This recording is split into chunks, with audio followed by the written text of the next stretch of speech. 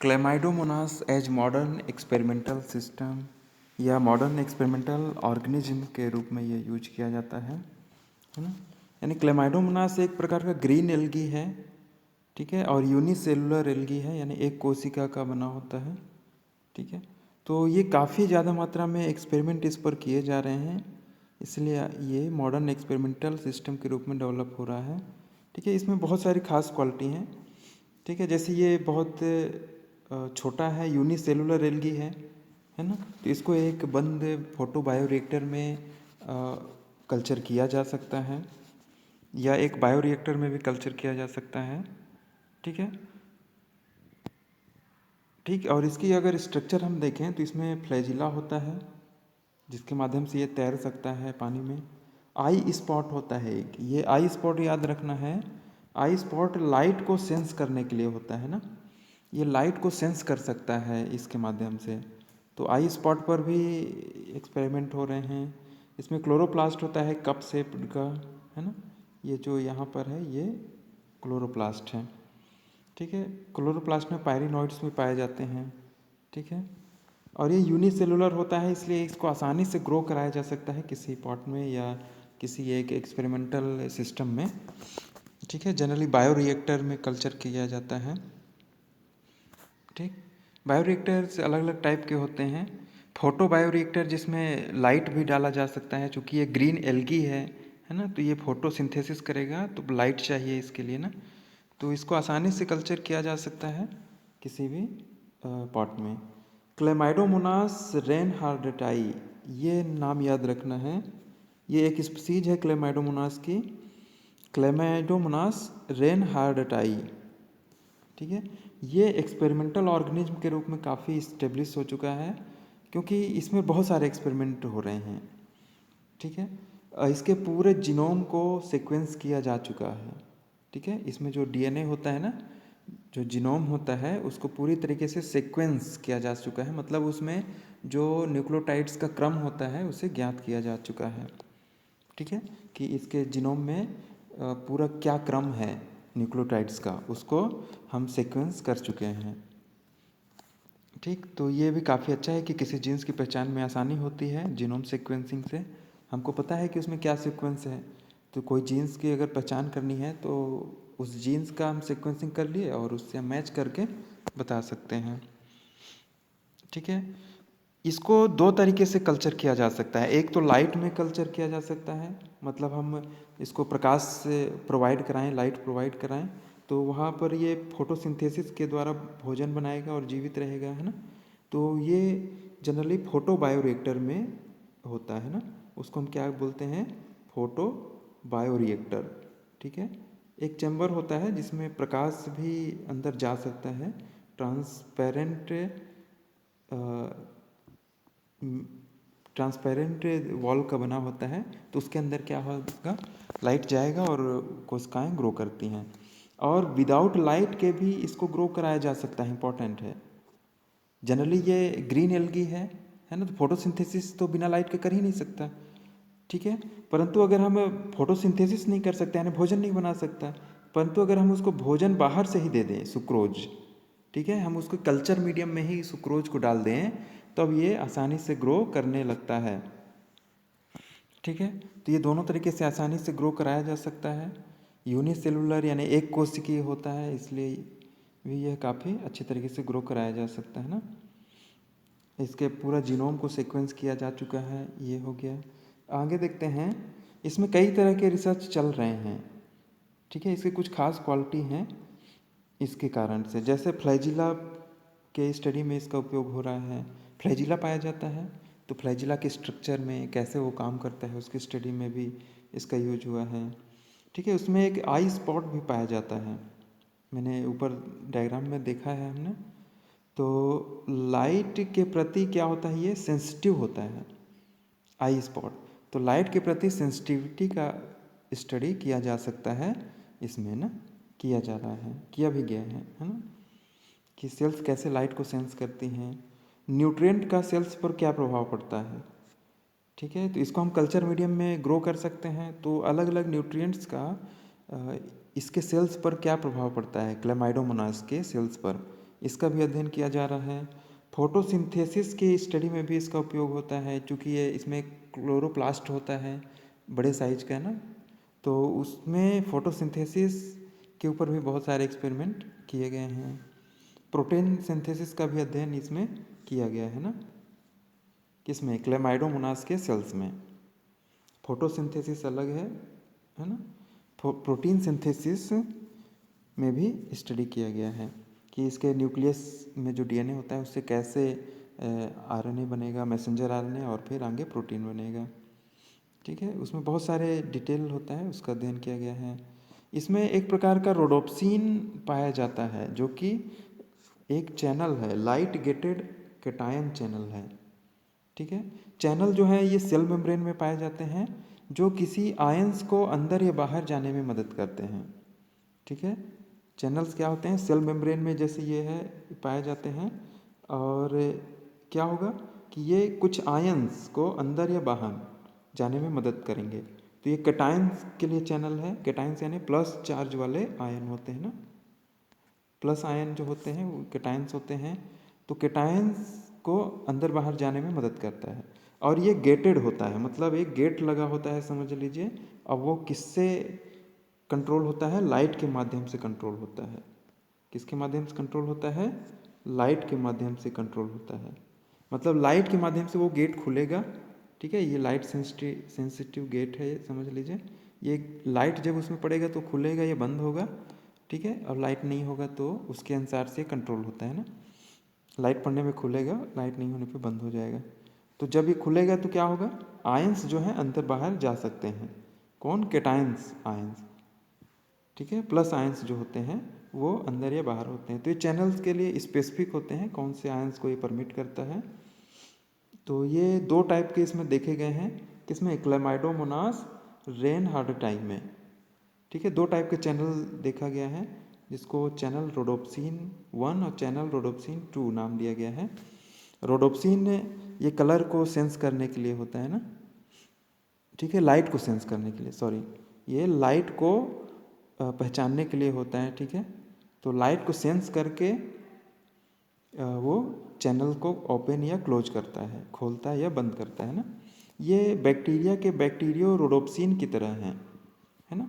Bacteria में भी bacterio rhodopsin नामक एक चैनल पाया जाता है, तो ये उसकी तरह है, जो कि क्लेमाइडोमोनास रेनहार्डटाई में पाए जाते हैं ना। तो इस पर भी रिसर्च हुआ है। माइटोकॉन्ड्रियल स्टडी में क्लेमाइडोमोनास का यूज होता है। ठीक है, किसमें, माइटोकॉन्ड्रिया। इसमें माइटोकॉन्ड्रिया भी होता है, तो उस पर बहुत सारे रिसर्च हुए हैं, जैसे पैटर्नल इनहेरिटेंस। पैटर्नल यानी जो प्लस, सॉरी, जो पैटर्नल है और मैटरनल दो टाइप के होते हैं ना। तो इसमें हालांकि गैमेट्स तो प्लस माइनस के नाम से हम जानते हैं ना। तो पैटर्नल इनहेरिटेंस माइटोकॉन्ड्रिया के माध्यम से, यानी माइटोकॉन्ड्रिया के माध्यम से कौन से जीन्स अगली पीढ़ी में जाते हैं, तो उसका स्टडी इसमें किया गया है ना। पैटर्नल यानी जो छोटे साइज का गैमेट होगा उसमें होगा ना। हालांकि इसमें तो आइसोगैमेट्स भी होते हैं क्लेमाइडोमोनास में, सेम साइज के होते हैं। तो नेक्स्ट देखते हैं changes in mitochondrial morphology. Mitochondria की साइज में भी चेंज इसमें देखा गया है। ठीक है, कैसे चेंज होता है इसके सेल्स में, उस पर भी अध्ययन किया गया है। एक है पॉलीसाइटिडाइलेशन ऑफ माइटोकॉन्ड्रियल एमआरएनए। ठीक है, पॉलीसाइटिडाइलेशन क्या होता है कि बहुत सारे साइटिडीन, ठीक है, आप साइटोसिन पढ़े हैं ना, उससे जो मिलकर न्यूक्लियोटाइड बनता है साइटिडीन। ठीक है, न्यूक्लियोसाइड ना, तो वो क्या होगा, एक के बाद अगर बहुत सारे जुड़ जाएं तो उसको पॉलीसाइटिडाइलेशन कहते हैं। और किस में जुड़ जाएं, मैसेंजर आरएनए में जुड़ जाएं। आपने पॉली एडेनाइलेशन पढ़ा होगा, यानी उसमें एडिनोसिन एक के बाद एक जुड़ जाते हैं ना, बहुत सारे एमआरएनए के एक सिरे पर जुड़ते हैं, 3 प्राइम सिरे पर जुड़ते हैं ना। तो माइटोकॉन्ड्रियल एमआरएनए में पॉलीसाइटिडाइलेशन होता है, मतलब सी बहुत सारे जुड़ जाते हैं, साइटोसिन बहुत सारे जुड़ जाते हैं। तो इस पर भी स्टडी हुआ है। माइटोकॉन्ड्रिया में, इसके माइटोकॉन्ड्रिया में क्लेमाइडोमोनास के अल्टरनेटिव ऑक्सीडेज पाया जाता है। अल्टरनेटिव ऑक्सीडेज क्या है, इसके बारे में आपने पढ़ा होगा फर्स्ट सेमेस्टर में, है ना। ये इलेक्ट्रॉन ट्रांसपोर्ट सिस्टम जो कि माइटोकॉन्ड्रिया में पाया जाता है, उसी का एक दूसरा रूप है, ठीक है, तो जिसको हम अल्टरनेटिव ऑक्सीडेज कहते हैं। जैसे आपने इलेक्ट्रॉन ट्रांसपोर्ट सिस्टम में 4 कॉम्प्लेक्स देखे होंगे, जिसमें जो कि क्या होते हैं, ऑक्सीडेज होते हैं अलग अलग ना टाइप के। तो एक प्रकार का ऑक्सीडेज ये होता है अल्टरनेटिव ऑक्सीडेज, जो कि उसमें नहीं होता है नॉर्मल में, ये स्पेशल टाइप का है, ठीक है। तो ये इसमें पाया जाता है, और अल्टरनेटिव ऑक्सीडेज ये उसको अपने चेंजिंग एनवायरनमेंट में अडॉप्ट करने में मदद करता है। जैसे टेम्परेचर बढ़ गया तो उसमें ये काम कर सकता है अल्टरनेटिव ऑक्सीडेज, जबकि नॉर्मल जो इलेक्ट्रॉन ट्रांसपोर्ट सिस्टम है वो काम नहीं कर पाता, ठीक है। तो इस पर भी काफ़ी स्टडी हुआ है इसमें क्लेमाइडोमोनास में, ठीक है। इसमें काफ़ी यूनिक कैरेक्टर होते हैं इसलिए ना। क्लेमाइडोमोनास रेनहार्डटाई का जो सेल्स है ये हैप्लॉइड होता है, मतलब सारे क्रोमोसोम सिंगल्स होते हैं ना, 17 क्रोमोसोम हैं, सिंगल पाए जाते हैं, पेयर में, जोड़े में नहीं पाए जाते ना। तो हैप्लॉइड होने के कारण क्या हो सकता है कि अगर इसमें कोई म्यूटेशन होता है तो वो स्पष्ट रूप से दिखाई देगा, क्योंकि एक ही कॉपी है पूरे डीएनए का, जो क्रोमोसोम है सिंगल है, ठीक है। तो अगर उसी में म्यूटेशन हो गया तो वो जीन्स फिर काम नहीं कर पाएगा, तो वो स्पष्ट रूप से दिखेगा कि ये जीन्स में म्यूटेशन हुआ है, जिसके कारण ये लक्षण नहीं दिख रहा है। तो हैप्लॉइड के कारण इसमें म्यूटेशनल स्टडी आसानी से किया जा सकता है, यानी इस म्यूटेशंस जो हैं स्पष्ट रूप से दिखते हैं। नाइट्रोजन की कमी में इसको ग्रो करने पर गैमिट्स जो हैं बनते हैं, ठीक है। इसके जो क्लेमाइडोमोनास को अगर हम कल्चर करें जिसमें नाइट्रोजन कम हो, कल्चर मीडियम में क्या हो, नाइट्रोजन कम हो, तो क्या होता है, ये गैमिट्स इसमें बनने लगते हैं, प्लस माइनस मेटिंग टाइप्स के गैमिट्स बनते हैं, जो कि आपस में फ्यूज करके जाइगोट बनाएंगे और आप आगे क्या लाइफ साइकिल होगा ना। तो नाइट्रोजन की कमी में ऐसा देखा गया है कि इसमें गैमेट्स बनने लगते हैं।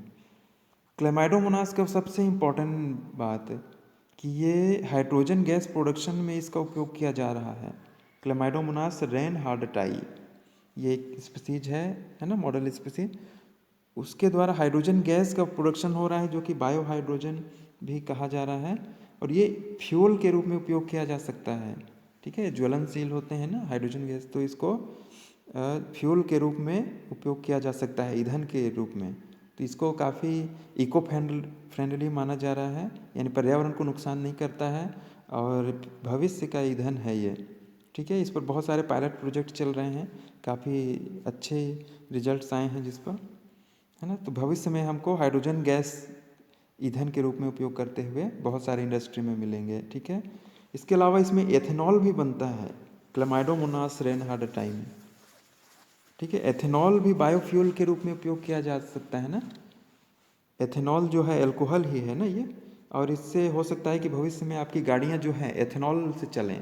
जब डीजल ख़त्म हो जाएगा, डीजल पेट्रोल, तब क्या हो गया, गाड़ियाँ भी एथेनॉल से चलेंगी, ठीक है। इसके अलावा एक बायोडीजल के रूप में इसमें लिपिड का प्रोडक्शन होता है, लिपिड यानी ऑयल का प्रोडक्शन होता है, जिसका हम बायोडीजल के रूप में उपयोग कर सकते हैं।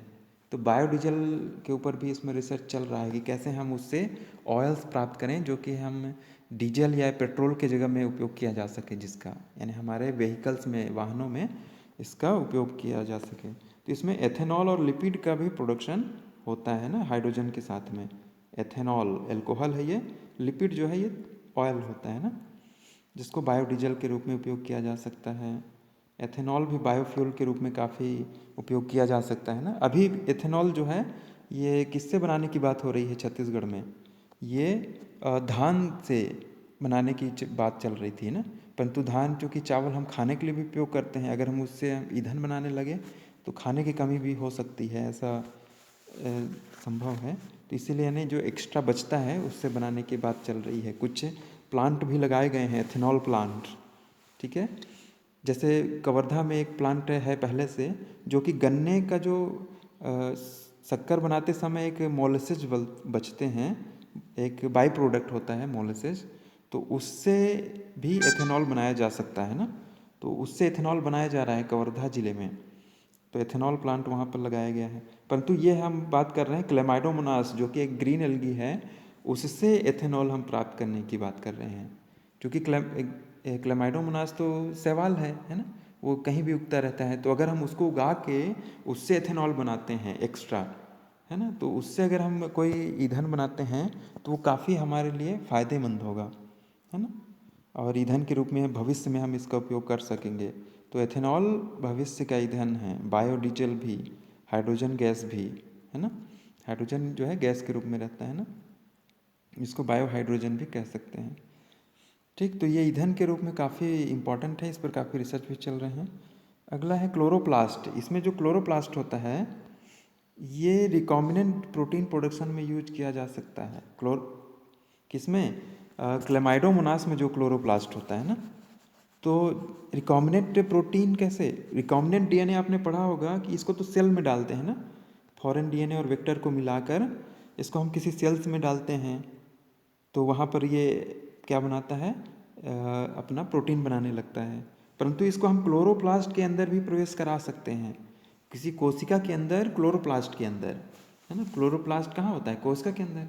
और उस क्लोरोप्लास्ट के भी अंदर हम अगर प्रवेश करा दें तो क्लोरोप्लास्ट में भी प्रोटीन प्रोडक्शन हो सकता है ना। तो इस पर भी कुछ रिसर्च हो रहे हैं।